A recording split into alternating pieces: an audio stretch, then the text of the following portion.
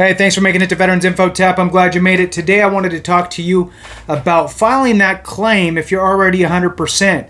Does it make sense? Does it not make sense? There's a lot of information out there and a lot of questions regarding that. Should you or shouldn't you file a claim if you're already 100%? So, the easy answer is no. You're already 100%. Why bother? Who cares? So let's get that one out of the way, and let's talk about some potential reasons why you may want to file an additional claim for VA compensation, even though you're already at 100, right? So the first thing is that if you're 100% but not permanent, right? So let's just say that you have all your conditions are, just to use an easy example, all your conditions equal up to the VA funny math of 100%, and all of your conditions with the exception of one are static, and that one that's not static is 30%, and the VA may or may not reduce you on that one, and you may have a future exam scheduled, right? So your new condition, looking at your current circumstance, right? And at the end of the day, you're going to make your own decision. This is just me and my own school of thought, right? So if it were me in that situation, I would look at my conditions and I would go, okay, all of those are static, which means the VA has already conceded that, it's already, they're not going to bother you anymore. They should not be scheduling future exams because they already deem those conditions static. If you have 5 years of that rating, then in addition, you also have the 5-year rule, which is just another kind of layer of protection from the VA doing any sort of future exams and potentially reducing you on those conditions. Now, that one condition that's a 30%, I would look at the schedule of ratings and I would determine, do I still meet all the criteria for a 30% rating for that one non-static condition? In the event that the VA called me up to a CMP exam, are they going to reduce me or not? And here's the kicker. They're probably going to schedule you for a CMP exam regardless for that condition. Yes, the VA is going to peek into your file, right, when you file a new claim, but if they have already conceded that all your conditions are static, unless you've been going to the doctor going, man, I'm 1,000% better, I'm 1,000% better, I'm way better. If you're not doing that, you probably, in my opinion, don't have much to worry about on static conditions. And again, even less once you hit the 5-year mark and obviously 10-year and so forth.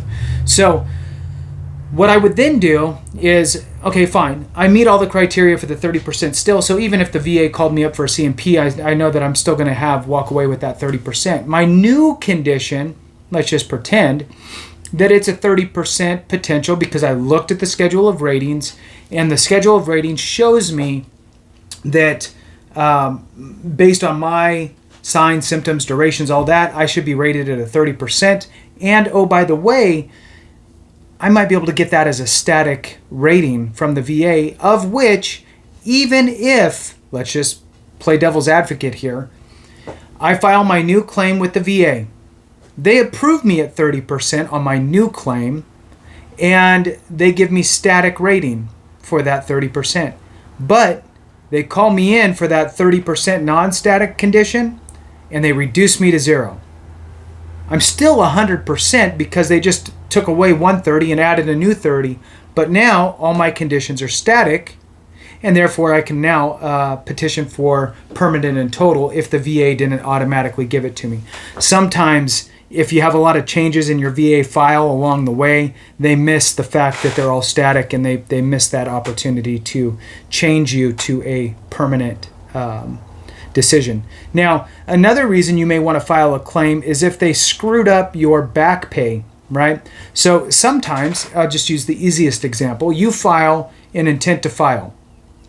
Now, you file that intent to file, and then later you file a claim 10 months later, within the 12-month period to file from your intent to file. Now you filed your claim, and then it took the VA 10 months to make their decision, and they back paid you 10 months to the date of your claim. If they did that, you need to file an appeal, in this case, to ask for that effective date to be corrected. Another reason would be is this going to push you in your situation, your new claim, toward special monthly compensation? Are you going to be able to get aid in attendance? Are these things that are going to help you obtain additional benefits? Is there a potential clothing allowance tied to this new claim? That would be another one. So maybe none of your other conditions have prosthetics or any other sort of devices or braces or anything like that, or skin creams or what have you that damage your clothes. So maybe you don't have any of those with your current situation, but your new condition would add to that. Or have those as kind of residual effects, right? Either the prosthetics or some sort of brace or brackets or what have you, or skin creams or ointments or what have you.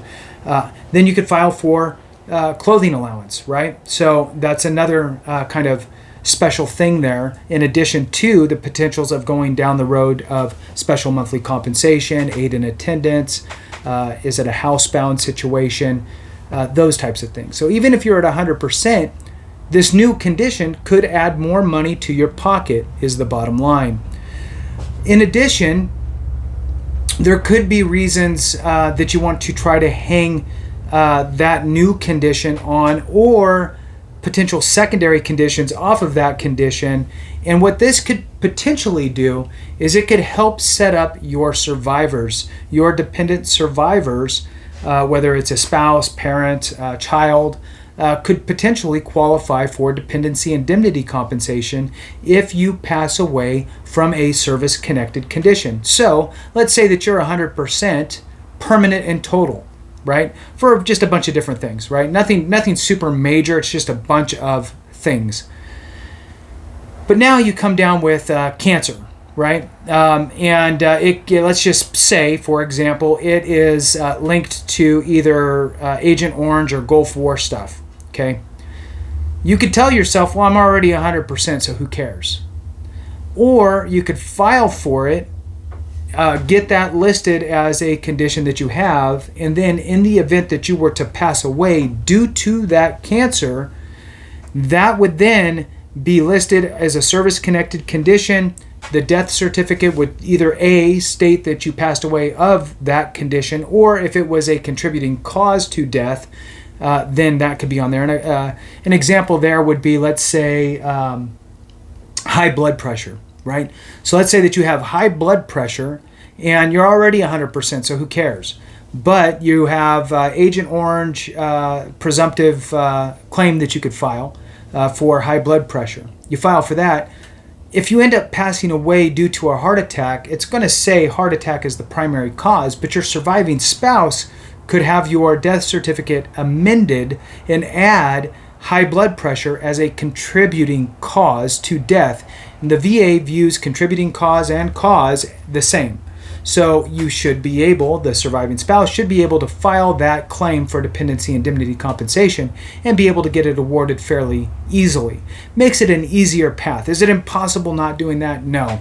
The surviving spouse could jump through additional hoops and file for service connection for the condition if you didn't do it.